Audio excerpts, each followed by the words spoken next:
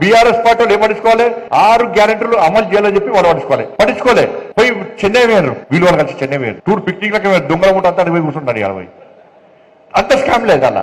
ఎవరన్నా TRS party liquor scam, Aam Aadmi party liquor scam, DMK 1000 కోట్ల liquor scam, అక్కడ కేరళ ముఖ్యమంత్రి లిక్కర్ స్కామ్, గోల్డ్ స్కామ్. వీళ్ళందరికీ స్కామ్ లీడర్ వాళ్ళు కాంగ్రెస్ పార్టీ. ఇక దొంగలు ఊళ్ళు పంచుకున్నట్టు వీళ్ళందరూ దొంగలు పోయి చెన్నైలో మీటింగ్ పెట్టుకున్నారు. వీళ్ళంతా లిక్కర్ దొంగలే. Aam Aadmi liquor scam jail వేరు కదా, కేసీఆర్ బిడ్డ జైలుకి వేరు కదా, వీళ్ళు వేరు.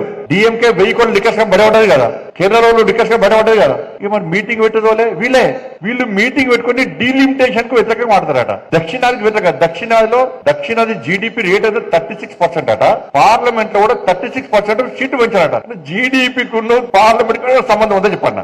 జీడిపికును పార్లమెంట్ లో సీట్లు పెంచడానికి ఏమైనా సంబంధం ఉందా? మరి తెలంగాణలో జీడిపి అసిమాబాద్ లో తక్కువ ఉంటది, ములుగు తక్కువ ఉంటది, రేపు ఇంకొకటి తక్కువ ఉంటది, ఆదిలాబాద్ లో తక్కువ ఉంటది.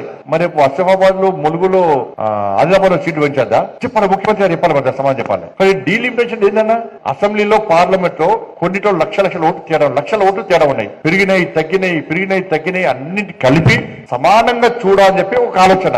అది తెలంగాణ, ఆంధ్రప్రదేశ్, ఒరిస్సా, బెంగాల్, మహారాష్ట్ర, ఢిల్లీ కాదు, దేశవ్యాప్తంగా ఒకే విధమైన నిర్ణయం తీసుకోవాలని చెప్పి కేంద్రం భావిస్తే ఇంకా ప్రణాళిక ప్లాన్ రానరాలే. కానీ వాళ్ళ స్కాండల్ తప్పించుకొని తమిళనాడులో స్టాలిన్ ప్రభుత్వం పోతుంది కాబట్టి, అవినీతితో కూరుకపోయింది కాబట్టి, ఆ తప్పించుకోవడానికి, అవినీతి ప్రజల దృష్టి మరించడానికి దక్షిణాదిగా మొత్తం సౌత్ అంతా ఒక్కదిక్కని చెప్పి ఒకటి ఫీలింగ్ తెచ్చి ఇక టైం పాస్ చేసే పాలిటిక్స్ ఇవాళ ఇక్కడ జరుగుతా ఉన్నాయి.